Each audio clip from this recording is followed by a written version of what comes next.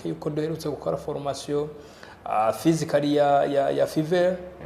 Donc ubu naho tubazaniye iyi formation yo gukora application ukanayishyira kuri Play Store.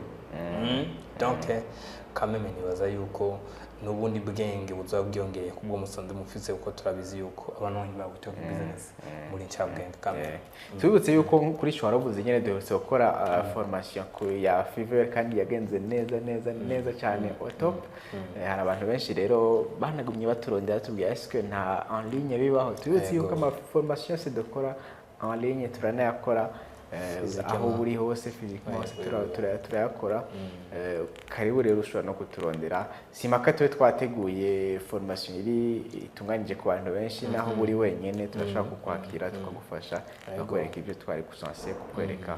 Voilà nivyo tutibagiye n'andi ma formation atandukanye ya graphic design, trading ya nibindi